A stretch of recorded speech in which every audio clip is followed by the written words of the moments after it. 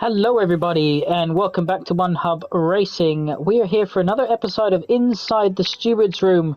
Although it's been a quiet week for the stewards, Colin, of course, is alongside me. Always happy to have a quiet week, aren't you, Colin? yeah, we've been very, very fortunate the 2 weeks, actually. We've only had a few incidents to go through, which shows the quality of the drivers and the quality of the driving. And even there were only 2 incidents reported for Qatar, and one of them was a unfair penalty issued by the game. So only one report of poor driving, which is amazing, really, to be fair. Yeah, it's great that, drivers respect each other on track and off track, because we're all here just to have some fun. Of course, we want to be competitive, but, it's really important that, we continue to show each other respect on and off track. And Cole, we spoke about previously how important, it is to not let someone else's bad driving necessarily dictate how you then drive alongside them in the future.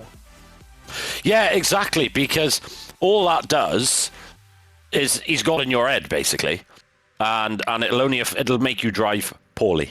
Always does. Driving angry don't work. It always ends up badly for that guy, not the other guy who's affected you previously. I mean, to be honest, the way I tend to drive is most of the time I just almost treat them like AI cars. There is, but you do get drivers that you feel you can trust a bit more. For me, that would probably be the likes of, yourself, Axlock, J. Cole as well. Feel as though you can have a really good battle with those types of drivers. Yeah, not so sure about J. Cole, but anyway. Qatar, Cole. It was a quiet week. Do we think that was due to the high? It was difficult to overtake, obviously, around Qatar. We did have the long straight, but the fast speed corners, getting good corner exit. It was tricky with DRS trains. But also, do we think that maybe having such large runoff areas contributes towards the lack of incidents? I think so. Yeah, it means drivers can get out of trouble a bit easier. I think if that was walls all the way around, it would have been a very, very different story. But I think the nature of the track does help. Very high speed. You're not like going from very, very high speed into very slow corners, so there's limited chance of drivers outbraking themselves a little bit and tapping the guy in front, things like that. Which does happen, and we did see in the likes of Baku with the 90-degree corners. Alrighty, well, let's jump into the incidents. So the first one is between Chris and Curry. Now, we just want to mention, Cole, that Curry hasn't been responding in his ticket incidents when he's been reported to the stewards. And what view did the stewards take on that? Because they came down pretty hefty on him. Yeah, so it's the third time that Curry's been in the stewards room where he's not responded at all. He hasn't even said that he hasn't got footage. He's literally gone AWOL. And so he did not supply any footage. And so because this is multiple warnings now, he gets a 10-point deduction from his championship total. So he loses 10 points for multiple offences. Yeah, I think when he was reported for an incident of cutting in qualifying, when the stewards asked for his view, I think he replied with a middle finger emoji. So obviously there's 0 point of having that sort of attitude, because the stewards are within the rules and within their right to show you a bit of attitude back, which is what they did with the 10-point deduction. As you said, multiple warnings, and at the end of the day, you got to respect that the stewards give up time in their week. They don't get paid for it, and they just try to be fair and consistent. So the least you can do is either say, no, I am at fault, or I completely no. Can we all back? Can we all? Yeah, how's that, peeps? Sorry, that was very odd. Discord's playing funny buggers. None of us could hear each other. So sorry, I was just saying that through I don't know if you can restart it to the start, Chris's footage, yes. But around the outside of turn 1, you would have to say that Curry was probably entitled to run his car out to the curb here, or do you think he should have given room? He's certainly within his rights because he's way ahead. So I probably would have done the same thing as what Chris did there, which is run slightly wide. But then the following corner, it's just unlucky on Chris's part. Curry makes a mistake ahead. He taps the back of the car, has a bit of a moment, gets a bit sideways, and Chris just doesn't have anywhere to go. But that, unfortunately, is racing. It happened to me probably 3 times in a row between my league races. And it is frustrating, but it is just unlucky. Nothing Chris could have done there at all. But the stewards didn't deem it justified to punish Curry there for that one. Yeah, I think it's important to, remember that if Curry makes a mistake, he's ultimately responsible for what that mistake could cause to the drivers behind. But in all honesty, the mistake that he's made by tapping the car slightly in front there, it's not like this massive, serious, incident that he's caused or mistake that he's made. Ultimately, exactly. As you said, if you're going to put 20 cars on track together, you will always get incidents like the type we've just watched, because at the end of the day, these are the P1 drivers and they're pushing to the absolute limits. Yes, this would have been completely different if it was like something similar to Bottas in Hungary a couple of years ago. He completely outbraked himself and took multiple cars out. It's a lot different to that situation, for example. Alrighty, next one is a warning removal. And Colt, perhaps you can just explain what the drivers need to have if they want to. Yeah, so Keys did the right thing. So what Keys supplied, he actually supplied his whole footage from the start of the race to the end, which is what I do with the YouTube stream. So he supplied the entirety of the lap that he got the double warning from. Because we're not going to know, if we don't see the footage of the whole lap, we can't tell whether you got a warning on a different corner. He also then supplied his full race director, so we could see that he had multiple warnings on that lap, and then looking at the footage we could see that it was all on one corner and one track extension, as you can see coming up on the screen. So he runs wide and he gets 2 warnings straight away for one corner extension. So we removed one warning, and then that therefore was removal of 3 seconds from his total race time as well. Yeah, so it's just really important to obviously record your footage if you want. Mark's saying that he thinks the double warnings have been fixed in the latest patch. Obviously remains to be seen.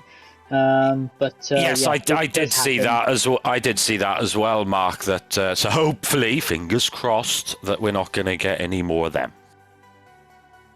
Alrighty, so next we're just going to quickly watch, I think from my footage, and we're just going to see Arnold crash off into the distance. So his race on Sunday in the P1 tier lasted all of not even 4 corners, Cole. And ultimately it wasn't brought to the steward's office, but again it comes back to when drivers are shuffling for position, and I think you're actually going to see, so Lukey actually goes slightly deep there, and then has to avoid another car on his inside, which pushes me off. Again, I didn't report this. At the end of the day, this is just racing at turn 1 sort of thing. Unfortunately, the game gives me that stupid warning, but you can see Arnold off there. So race over into the barrier, Cole. Virtual safety car comes out. I think it's important for the drivers. You're going to maybe possibly see it on the footage. Yeah, no, so the virtual safety car's out. But I think it's important for drivers, Cole, to understand that there is always that risk that they've practiced all week, and there could be a racing incident which ends their race. Yeah, unfortunately, that is the nature of motorsport, in every category, karting included. You could be involved in something that really there. You could see Arnaud flying off in the wall in the background. There are going to be incidents where it is just a racing incident. No one's predominantly at fault, and it's just unfortunate. Unfortunately, it does happen. But it's just one of those things you have to dust yourself off. And, as frustrating as it is because you do practice all week. But it's just one of those things you have to dust yourself off and try again next week. Yeah, of course, you've got to turn that, what's a negative result into, as Lewis Hamilton was saying, to positive energy for next week. So anyone who can do that will always, go further than those who sit and mope about the bad ones. But let's jump on to some good overtaking, because as we said, we didn't really have many incidents this week. So we're going to jump on to some good overtaking. And I think my one's coming up first, Jess, which is going around the outside of Curry on the double right-hander. So I was particularly proud of this move, Cole. This one's an absolute banger. I know I might be biased because obviously Nick's a good mate of mine and a teammate, but watch this, look. Now, you've got to give credit as well here to Curry. I was just thinking that. That type of manoeuvre doesn't happen unless you've got two drivers who know what they're doing, understand where the other car is, have full awareness. And yeah, that's a stunner of an overtake. Fair play. That's so far what we've seen in the Stewards stream. Probably my favourite overtake so far. Yeah, you can see obviously Curry flashing. So it's ultimately I've got to make that decision. Do I go for it? Or do I not? And on that occasion went for it. No track extensions, no contact, just great racing from both of us. So jumping on to the next one is Casper's start. So I Jesse's going to bring think I've seen this one, so this will be a little. There he is in the. So I realised that he obviously qualified very low down, but let's have a look then. Let's see. A good getaway. Yeah, just kind of moving up, gaining positions here. Just kind of how to do a clean, first half of a lap. Gain some positions on others, making mistakes. Nothing. Look at that, down the inside. That's a risky move right there. That could have ended in tears quite easily. So 11 places he's gained. And that move down the inside, Cole, was, to be honest, for me, that was more a racer's instinct to do that. Yeah, I don't think that's anything you can learn, to be honest. That's the type, like you said, that's driver's instinct. You could play this game 1,000 hours and you wouldn't be able to learn how to do that. And this is what we all love about motorsport, is you have to deal with the situation that's put in front of you. You could put all the practice in the world, but you're not going to be able to practice that.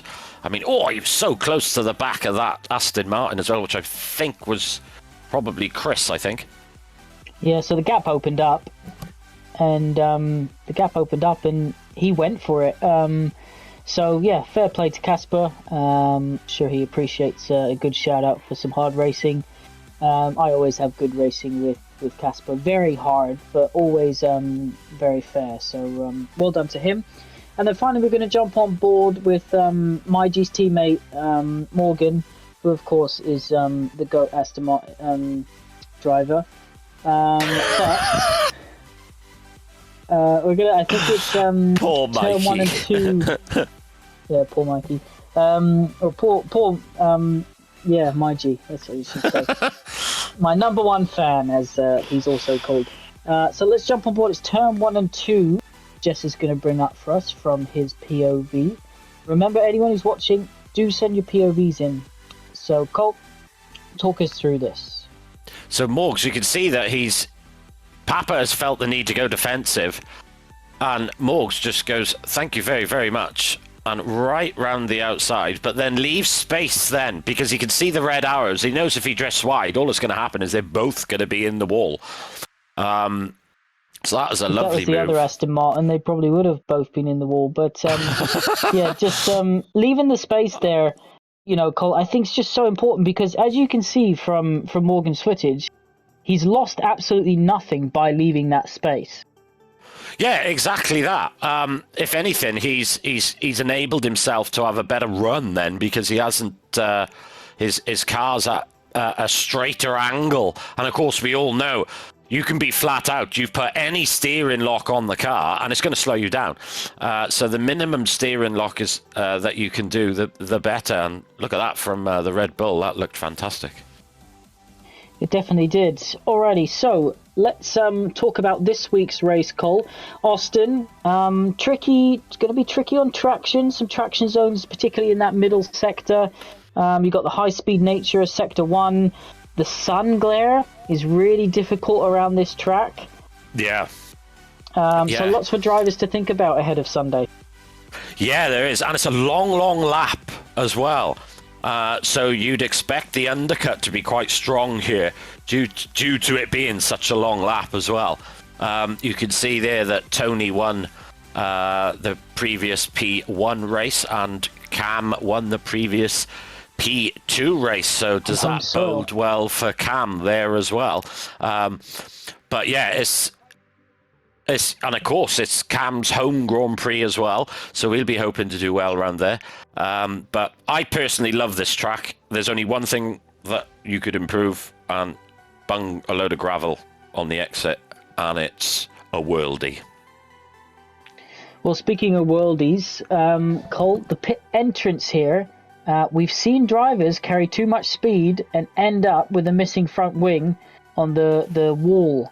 As you come in the right-hand side wall. And we've also seen, Cole, drivers who, from the penultimate corner, obviously run to the curb and then come to try and dash across to the left-hand side of the track and go into the pit lane. And we know that in the pre-race stewards report, there'll be something in there that if you are going into the pits, you need to make sure that there's not a car on your inside before you make that shot, because you come out of that penultimate corner at such high speed that you've got to shoot to the left of the track straight away to get into the pits. Yeah, because the danger is that you might have a driver behind you who is going to go in the pit lane and turns in earlier. And he's not expecting the driver ahead to come in the pit lane, but that does make a late decision to come in the pit lane, and there could be contact. So just be very wary of your surroundings and other drivers when you are coming into the pit lane. And like Nick said, practice that pit entry, because I have seen many times drivers hit that wall and lose their front wing on the way in.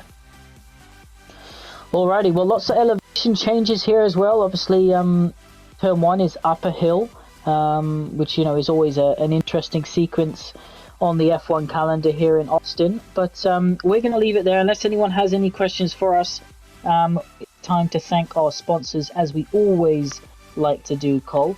So obviously we'll start with Next Level Racing, who've been providing loads of setups for us, from rigs to chairs to stands, all sorts, over the last 13 seasons now.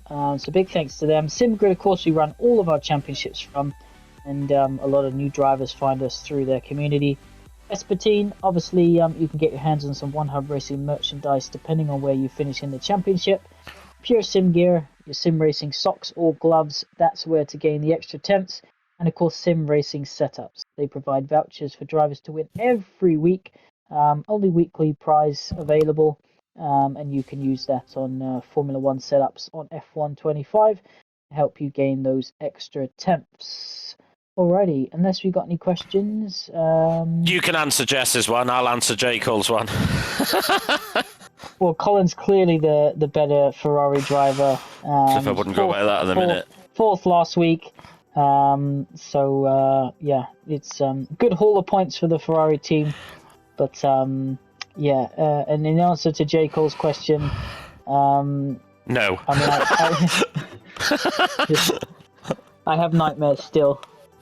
But anyway, we had a good battle in Qatar, so just got to wait for a suitable corner to return the favour. Exactly what we spoke about earlier, Cole, not to do. No, I'm joking. Don't forget, guys, as well, there is a practice lobby open. Go on the social racing page on the Discord, react to the message, and we'll buzz you an invite. And just want to remind everyone that you've got the pre-race show at 10 a.m. on Sunday, because all tiers start earlier this week. So an hour and a half earlier. So 3 p.m. for the P3 tier, 4:30 p.m. for the P2 tier, and for the P1 tier it'll be 6 p.m. This means that all tiers will be done with half an hour prior to the Texas Grand Prix in real life, which starts at 8 o'clock in the UK time. All the times are on your screen there, when and where to watch. Hopefully you'll join us then. But for now, big thanks to everyone for watching, and big thanks to the Masons for enabling me to finish the season off with a new wheel bit. Yeah. Thanks all. See you in the practice session soon.